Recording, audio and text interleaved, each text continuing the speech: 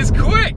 Hey guys, how's it going? So today I've brought my good friend Ben along to help me with this M240 M2 comparison. I was fortunate enough to enjoy the Gumball Rally with Ben. He helped us with the driving and stuff. Ben is an incredible driver. Thank you. He races all sorts of cars actually, and he's got incredible car control. So I've been thinking about this comparison for a while. I wanted to get someone behind the wheel that could actually give a very, well, firstly an unbiased opinion. And although a lot of people think that I must have shares in BMW, or I don't know, they must pay me to do these videos, I certainly don't. I just appreciate their brand and can't get my hands on the other one. So there you go. A lot of people are rightly saying, why would you buy the M2 for 10 grand more than almost equally powerful M240? But there's a lot more to it than just straight line pace and power outputs, and also a lot more to it than what you see on a piece of paper, i.e. figures. You know, figures say one thing, but you know, actually getting behind the wheel and driving the car say another thing. And I know that M2 is something else when you get behind the wheels.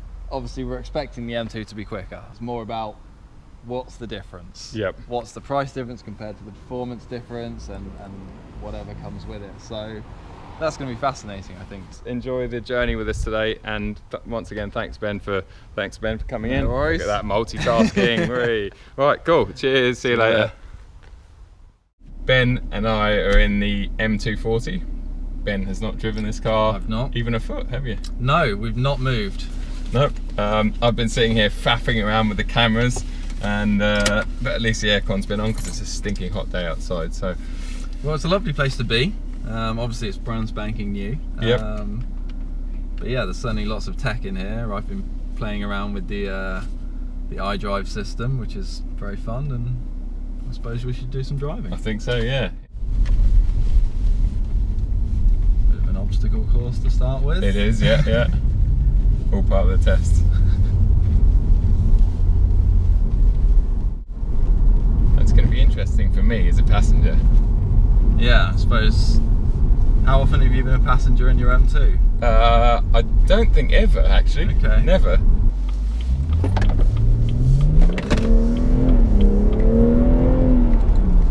Sounds alright. Yeah, the brake feels very similar feel to my 1 Series in terms of how much pressure you have to apply. Sure. Dead comfortable. Yeah. Yeah, well, I noticed that when I first got my first M140i, even though they're quite big brakes and these and upgraded, and I think they're Brembo, but rebranded as BMW, but they're not too sharp. So that, I guess that's for every day. They probably put quite a hard compound pad in there, I guess. Yeah, it's got to be durable. Yeah, yeah, durable, and that doesn't bite too hard. So when you do put it into sport, do we get more exhaust noise? Yep, more exhaust noise, stiffer chassis, better throttle response. The steering also gets heavier, which I think is not necessary. Okay. I think it kind of kills the feel completely. There's not a massive amount of feel in the electric steering anyway. No. I would say, but yeah. Sorry, I'm kind of. No, it's you know, I've only driven. I don't know how far we've gone. Yeah, but certainly not enough to formulate a full opinion. No, it's of interesting course. to see what. Yeah. We think. So let's pop it into sport now. Yeah. I can instantly feel the throttle response. Yes. Just even the slightest push now, you can even see it on these dials here. I don't know if that Yeah, this will just pick it up. Yeah, yeah. But just the tiniest little Yeah, bit look at there, that torque and the flying torque flies up. Yeah. And if I give it a bit more, yeah, you can really do. So steering, we're just approaching a roundabout, it looks here. So this should be heavier, you say. And you can put it in manual anytime you want as well. Just going straight on? Yeah, straight on. Sorry. Yeah, that's manual there now. So, well, that's sport. You have to override it. Yeah. I did not go down to first there.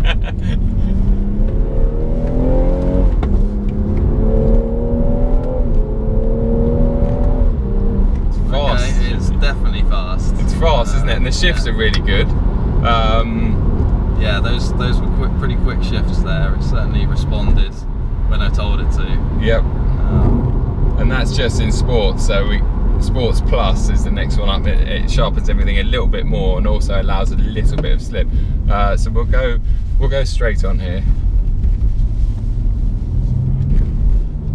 But what do you think about? Do you think the steering's too heavy in Sports now, or do you quite like the weight behind it? I can't feel it that much, if I'm honest. Okay. It doesn't feel. I can certainly feel a little bit heavier, especially at slow speeds. Sure. But I think it's okay. Like you say, you don't get too much feel through these electronic steering wheels, which is a crying shame in a sort of performance car. But yeah, it's the way things are going, isn't it? You can't do much about that, unfortunately. No. It's telling me to change up gears to be more efficient. Yes, you noticed that. Yeah. And look, you're in 7th now, 40 miles an hour. We're doing 1,000 RPM, and I bet if you put your foot down, I mean the torque takes a while to kick in. Look at that torque figure going up. 400. What I noticed, obviously you're not too familiar with the M135s and 235s, which is the N55 unit, and this one replaces that effectively. But that unit was very torquey mid-range, but it had a lot of high end, and every time you got the most out of it by sort of revving the hell out of it, you know, which is great and unusual for a turbo unit. This one, to me, is more traditionally turbo in the fact that there's plenty of torque, but you'll find that when we get to abuse it a little bit soon, that I found yesterday actually that once you take it above about 5.5, it revs cleanly to over 7, but between 5.5 and over 7, it doesn't seem to have, it doesn't run out of puff, but it doesn't have any more. Yeah, it reaches it reaches. The graph flattens out. Exactly, yeah, that's exactly what I said yesterday. So, and the minute you change gear and it hits that torque curve again, it feels like you're so that's very weird, almost like a diesel in that sense. Okay, yeah. Which is good and bad. I mean, it's a shame because that's what the character of the old car was you would rev it out when you wanted to go fast, you'd really abuse it, whereas this car you don't need to, which is a good thing, more drivable and probably a lot more efficient. But I don't know, we'll just keep going straight here.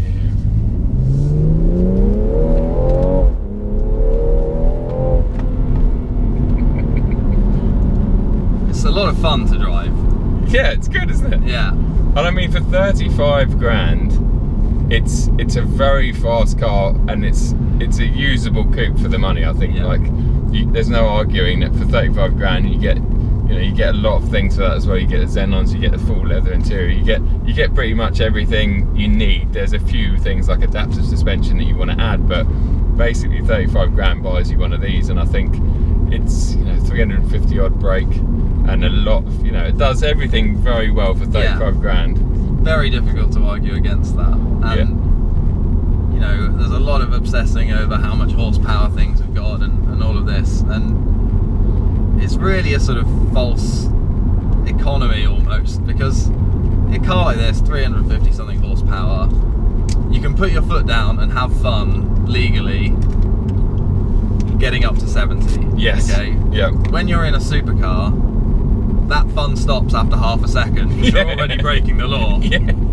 Something like this for the road, it's as much as you need. Yeah. Well, that's the thing, and you can use this sort of car as your everyday car. It's very efficient actually for the power it puts out, but yet you would happily take it down to the south of France via the Alps and have a lot of fun in the Alps with it.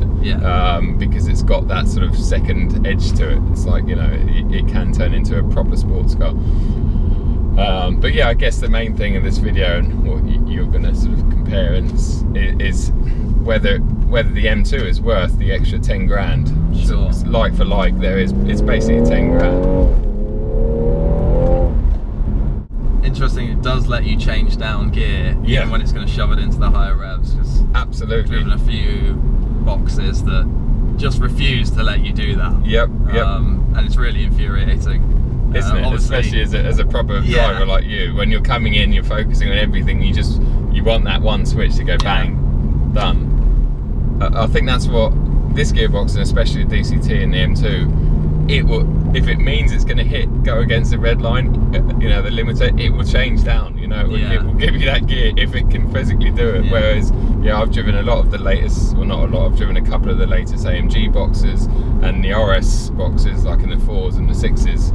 And as good as they are and as fast like our RS6 that we had, as fast they are, when you come to change down, it won't give you that gear sometimes. And I guess that is to protect the longevity of the box. You can see totally why they do it. Yeah. But it's nice to see that in a fairly performance-focused car, in sport mode, they let you do it. Yeah, they do. We'll go up to Sports Plus now anyway, so you've just got that. So what are we getting now with Sports Plus? So Sports Plus just sharpens everything up a little bit more. Yeah, so I think the shifts even quicker. The throttle response might be a bit more responsive, and also it allows for a fair amount of slip as well on the back end. Okay. So well, the whole chassis, in fact, like the stability and the traction control, just loosens everything up. So lets you have a bit more fun. A bit more fun, exactly. Yeah, and it does reel you in after a while, obviously. But yeah, the later systems, like in this one, it's quite impressive what it lets you do. In the wet, it's sort of, again, it's even more impressive, but you can still get it completely wrong in the wet, and it can't stop you being a complete, it will bite you if you're a complete idiot, like I love to be. So we're going straight here. Sorry, I should have told you. I'll go straight and let's see what say otherwise. But yeah, the sounds alright. It's louder in sports, but it's not like, it's not amazing. No, it's not a brutal sound. It's not. Cruising along now, not accelerating, it's almost quiet. You can just hear tyre noise. Exactly, yeah. But when you do put your foot down, there's no room to do it here, unfortunately, but you do get a bit of noise to go with your kick in the back. Yes, so exactly. It's a nice little drag up the hill here.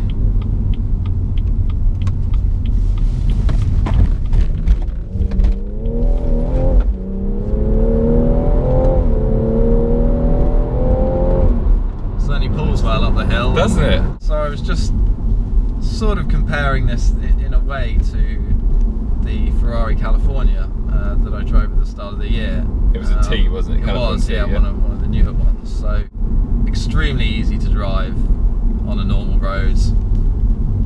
You feel like you're in any sort of car. But then when you do want to turn it up a notch, you get more noise. That power kicks you in the back, and you're away. Obviously, the California has more power than this. We get to unleash it here.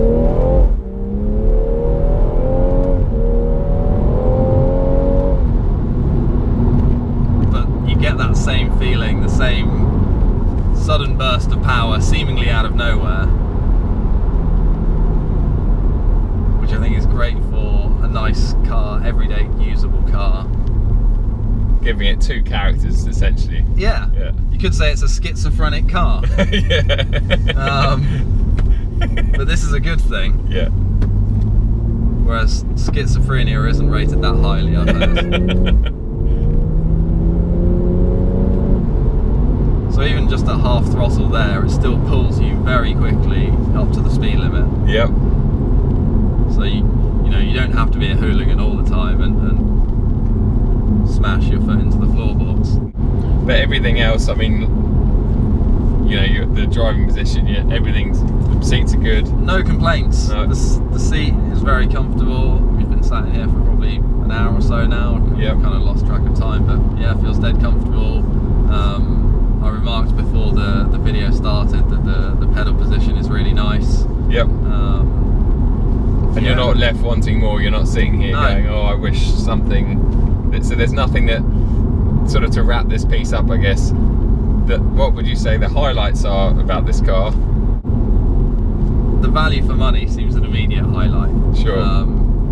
This amount of power and practicality for the price, and it's not a bad looking car. No. Like you say, it's understated enough to where if you did want to debadge it and have it in a neutral colour, it doesn't stand out particularly if that's what you're looking for. Yep.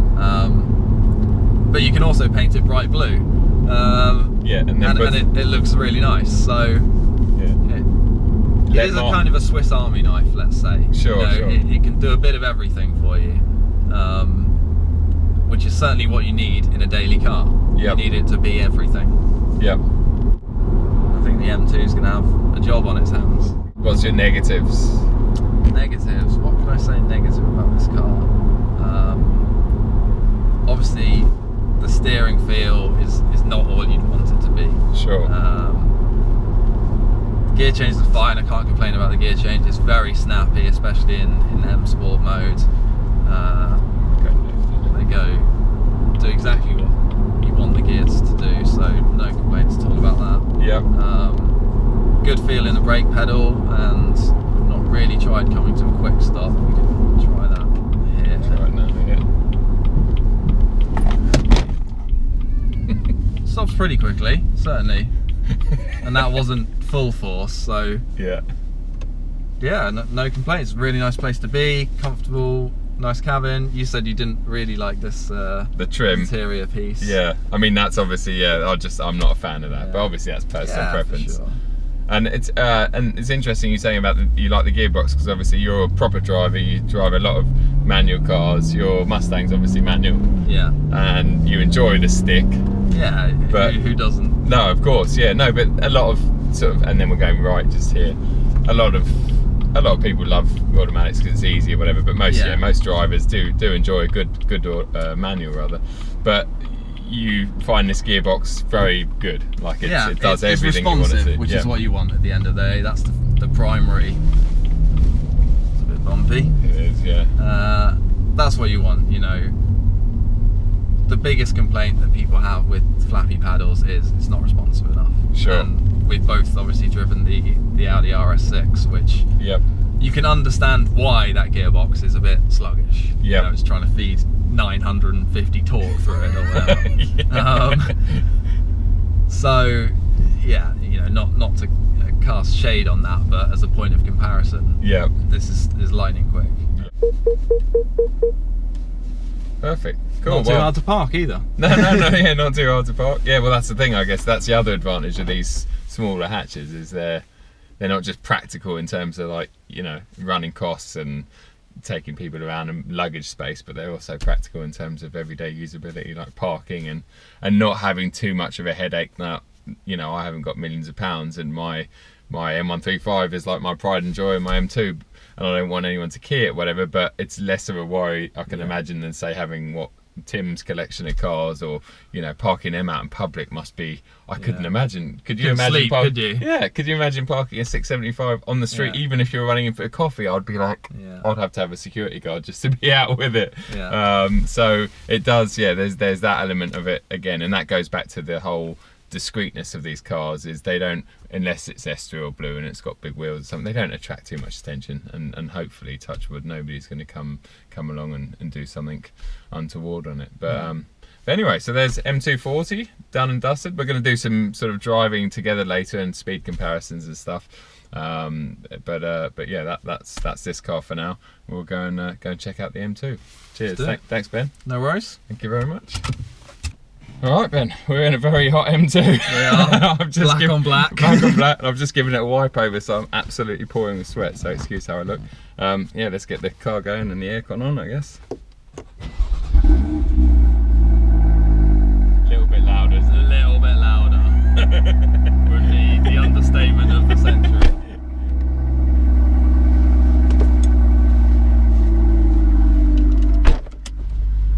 See, this one I think is going to be interesting, because there is only that 10k, or no, people say it's a big gap, it's like £10,000 more. Is it worth it? But in my opinion, 100%, and that's nothing against what we've just stepped out of. I think that's amazing value.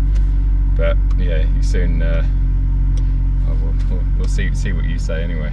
Yeah, it's certainly going to be interesting to see. It was nice to start with the 240 and get a kind of baseline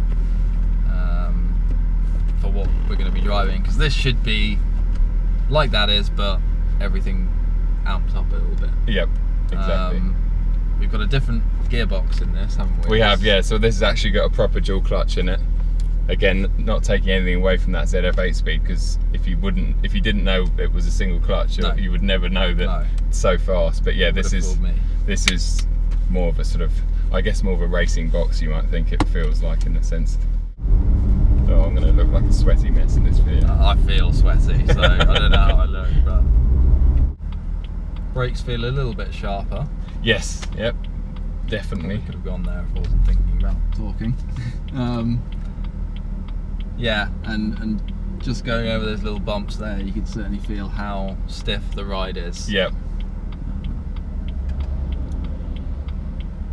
Yeah, I think this in comfort or drive normal default setting is stiffer than the 240 in its sports setting. Yeah, I wouldn't disagree with that so far. God, the noise. And that's in drive. This is in drive. Oh, right. Wow. Here. That's what I mean when people say, "Oh yeah, have you got you getting an exhaust for it?" I mean, exhaust are things they don't really appeal to me unless they give me a performance gain in most cases. But in this car, you'll see once we get it into sports, I'm just like, why would you ever, you know? Yeah. It feels very solid, doesn't it? Yeah. Like very. I mean, stable. very stable.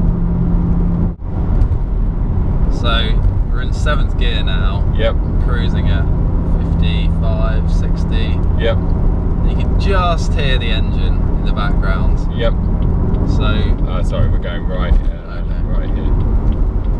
Yeah, just hear the engine. In drive, it's very good. In fact, when I'm on the motorway and I'm in cruise control, 70, and you switch between the modes, you can hear the exhaust difference immediately. Yeah. And you'll see once we get it into sports, it does turn into a much louder, angrier animal. Nice.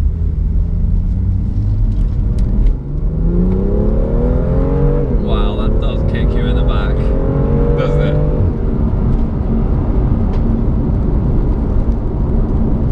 But again, people go on about this, especially even when it first came out. Some people said, "Oh, it's not enough power. It should have more."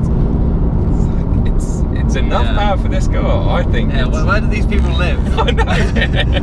Must have some amazing roads. Yeah, exactly. But like you sort of touched on earlier on, it's people that pick up the spec sheets. They haven't actually driven this car. They've probably never driven cars with more than 200 brake horsepower. But they look at things and go, "Well, this car's got 600, so if the M2's only got 370, then it must be slow. It needs more power." But actually, it's an ample power for this car. We'll put it into straight into Sports Plus now. Yeah. So this is feel the throttle response immediately.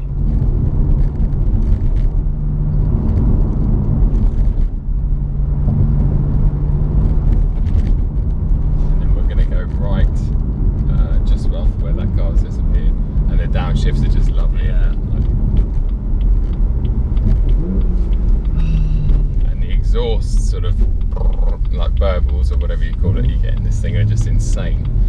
So we'll just do a little, this is my little circuit, so it's just literally blast down there and then right into that lane there.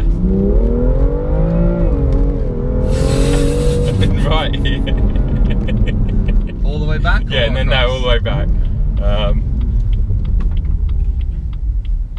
See, it's a different animal, isn't Yeah, it? completely.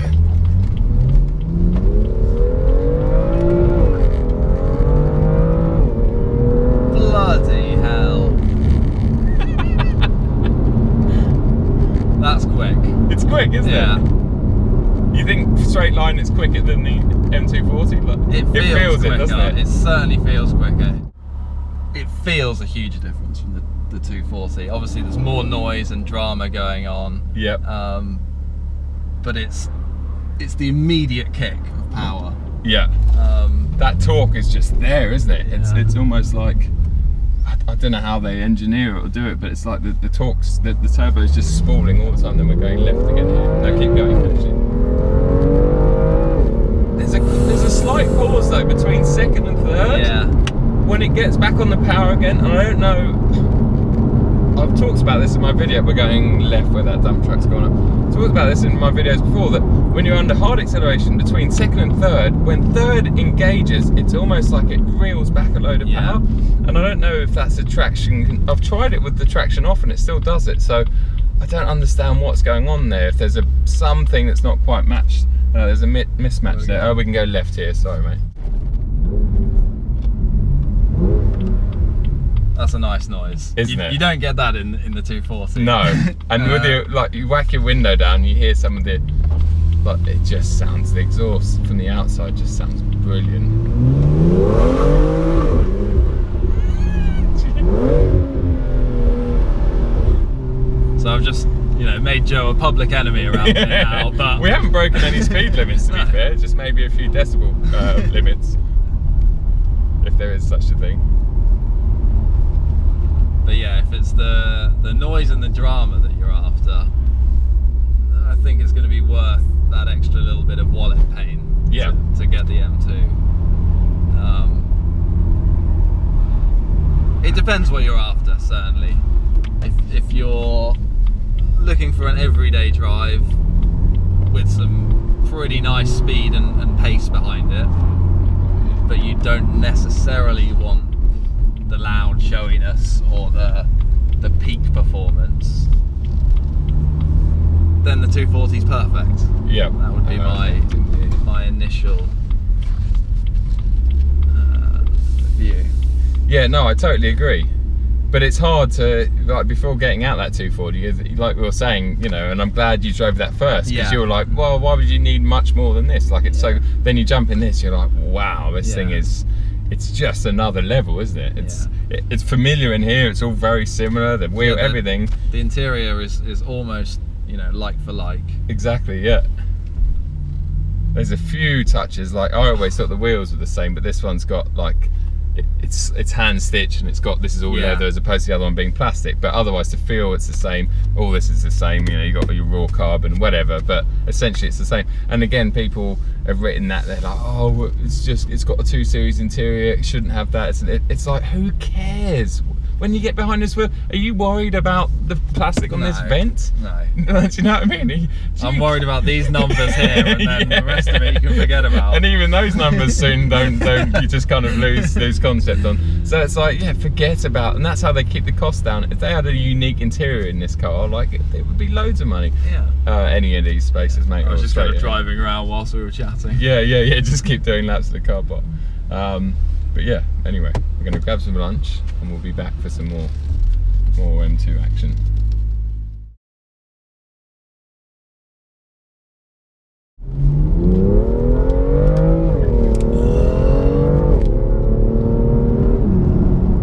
That is so much fun. Can you imagine turning it all off? I know. On a slippery track, or, you know, somewhere legalish? Just, you know, I had such a tiny amount of steering lock there. Yeah. And it still wants to play. Yep. Which is great if that's what you want. Exactly, yeah. But even though it's quite snappy and it's a short wheelbase, it's easy. It's easy, isn't it? It's like, and you know it's about to go as well. I mean, you've only driven this for 10 minutes, but you're the first time coming that way, and when we looped around, it caught me off guard a little bit, but it's still, you know, very easy to catch. But obviously driving it for a few days, you know, pushing it, you'd learn it. That's how it tends to that's how it rolls. That's how it rolls, exactly. That's what I was looking for. And then obviously becomes very predictable.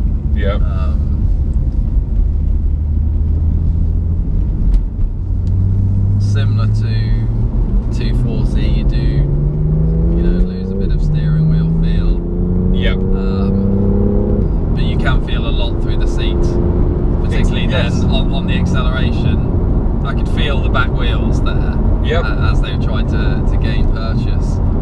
And that's why I refer this car to so many times, is it overgrown go-kart, in the sense that you can feel a bit like the aerial atom almost. You can feel it. You can feel the back end moving around in the seat of your pants. Yeah. See, this is why I brought Ben along. If anyone else was doing this in my car, I would, number one, throw them out. Yeah, number two, be very scared. But I have a lot of trust in Ben. This is a great little toy. Is it? Yeah.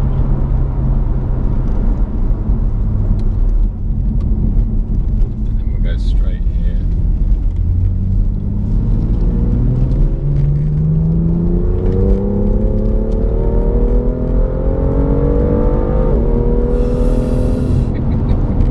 It sounds great as well, and I love that you can then come off the pedal, go up a few gears, and you're just cruising. Yeah. And then you can go into full yobbo mode. Yeah, just like that. Get the back out and loads of noise. Yeah. It's great. You couldn't ask for more than that. People like us that really appreciate driving and appreciate a car that when you do rag it, it just responds, doesn't it? That's exactly what this car does. It's like, you want to go fast? I'll go fast. You want to go slow? I'll go slow. It's like, bring it on.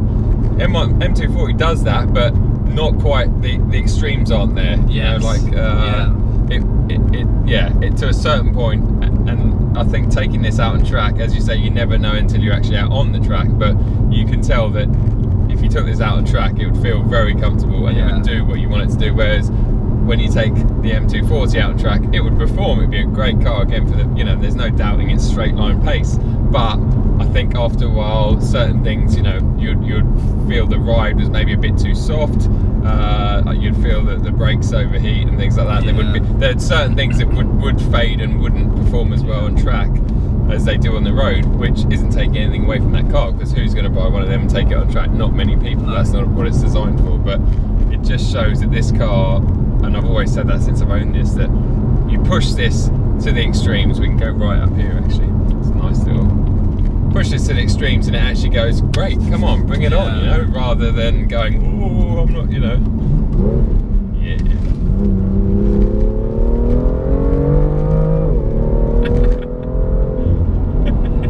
Great little thing. And you know what? I think I'm gonna have to eat my words, because, well, we're gonna find out in a bit. But left here, sorry. I thought jumping into the M240 that actually straight line wise, there's very little in it, but being a passenger, which I think being a passenger, you sometimes can feel the speed better, can't you? Definitely. It's definitely more exaggerated. Yes. Yeah. And me being a passenger in this, actually, it definitely feels like a faster car in a straight line. If you were to make a scale, and on one end of it put something like a Mercedes S-Class, which is going to be the most luxurious, comfortable ride you're going to find, you know, let's put something like that on one end of the scale. And at the other end, we're going to put a race car, okay? Yeah. So, in like a full proper race car, you're sat in there, it's so loud, you know, you pull the gearbox for a gear change and there's clunking noises, you know, there's so much drama going on with something like that. Anything you can get in a road car to recreate something of that atmosphere really adds to the experience, I think. So, like you say, with that slightly jerky gear change interrupt, just makes you feel like there's more drama, there's more going on. You get that real race car feel in a sense. Yeah, exactly. Rather than it just ironing it out and becoming too much like a computer game. I'm sure the wizards at BMW would be more than capable of doing such a thing. You know, you pull it and the computer takes over and feeds in 2 more horsepower there and takes out some torque, and you know, you're just going in a perfectly smooth straight line. But you know, like I said earlier, it's not about how fast you're going; it's about how fast you feel you're going. That's exactly it. That's really well summed up, and how much fun you get as a result from it. The first M135 that I got in 2013 was an auto, had that same automatic 8-speed in it, and I was blown away by how amazing it is, and it is. But why I changed it to a manual, my second one, was basically because that box was too good. It was too good for its own good. It was too smooth, and it took some of that enjoyment out for me when I was driving mountain passes in the Alps. Or there were certain occasions that, looking back on it with reflection, haven't summed up me having a manual. Actually, if I was to get a third one, I would go back to the ZF, because it makes sense more overall, you know, as I use that car for everything.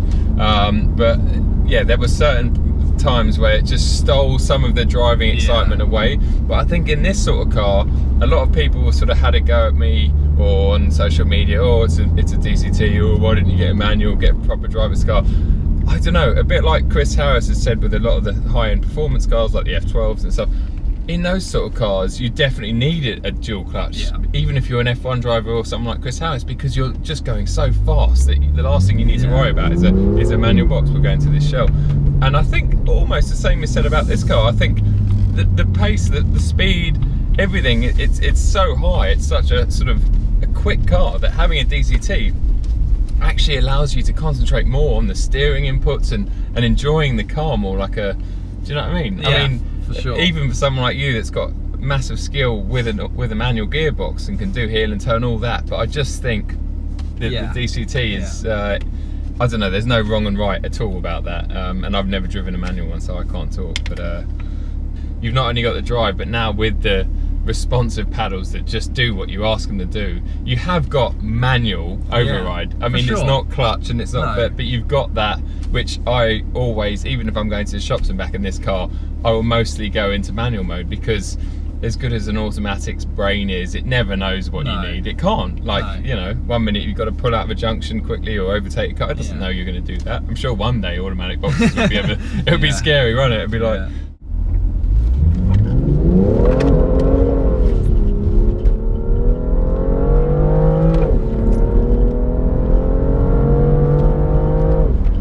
Mate, that thing is quick!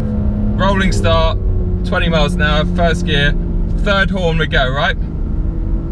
Yeah.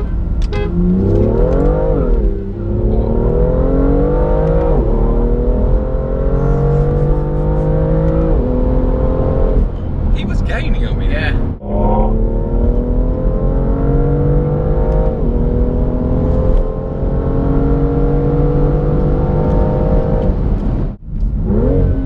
First gear, like 10 miles an hour. Okay, are you ready, yeah? Yeah.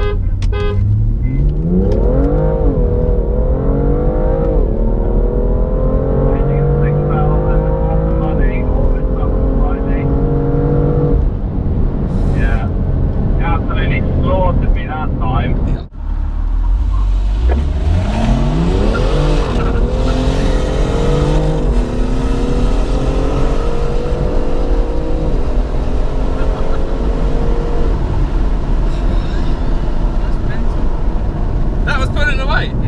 That much, but it was pulling away. And how good does that fucking sound? Badass. Excuse my language. Third gear. Yeah. Right, 20 miles an hour. So.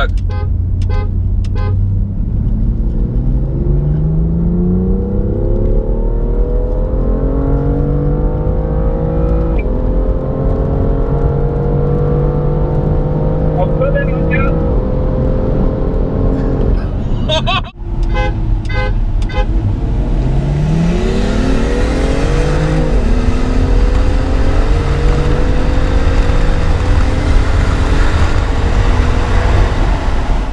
First gear, lower speed, the M2 was quicker.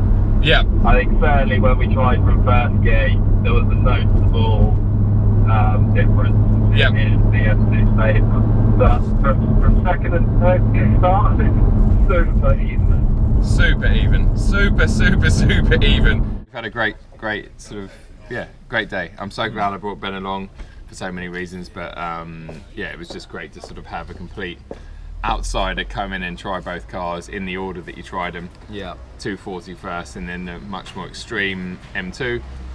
Then we had a bit of a shock at the end, like a shock to all of us, which was, we did some side-by-side comparisons, which I was predicting the M2 to be slightly quicker. Now, I've said when I jumped in that M140 the other day that it had the pace of an M2, and then I backed out and said actually it's got 95% of the M2 or 90%. And I'm sure, well, I'll move this over to Ben now to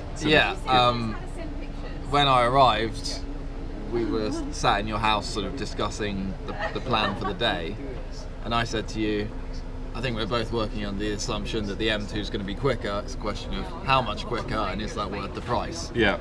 Well, we kind of got our minds blown doing those side-by-side comparisons, because there was such little in it, particularly when we were starting from a point of 20 or 30 miles an hour and accelerating onwards. There was nothing in it, nothing really, in was it. there? It was insane. And if anything, the 240 had the legs above sort of 40, 50 miles an hour. It just about pulled away. They're very equal in terms of straight line pace. But it was surprising, because even you got into the M2 and you were like, wow, I thought the 240 was good, it was capable, but you get in the M2 and you were like, oh yeah, this is like it felt like a different ball game. A different ball certainly, game, another level. Yeah, the throttle and the brake response certainly felt sharper, but it felt quicker as well. Yeah. You know, it really felt like it launched you out of the corners, and you got a big fist in the back of your spine. Free. You know, not on the backside. I almost went there for you. But yeah, it's astonishing that they're actually very evenly matched, and all of that drama of the gear change, force hitting you, and the noise. The noise, it just sort of amazing. convinces you that you're going faster than you are. But so it is psychological, and it's, you know, the sound. But yeah, but even as a passenger, as you were driving both cars, the M2 felt noticeably quicker, noticeably faster in a straight line under acceleration. But doing those tests, there's no lie. I mean, there's no, you know, there was that's it done. Yeah, like it was so surprising. And we even had the cameraman, Mr. Andrea over here, who is my Alpina, one of my Alpina contacts, who's come down and brought me that beautiful B4 cab. And he was along for the speed comparison test, and even he, I mean, we're literally all in the cars going, what's just happened? Like, and we did it again and again. We must have done 10, 15 runs, and we're all sitting there going, this doesn't make sense. And I even got him out of the M2 and put him in the 240, because I was like, all of your 64 kilos is going to be slowing me down. Yeah, confirms the fact that the 240 is such a capable car.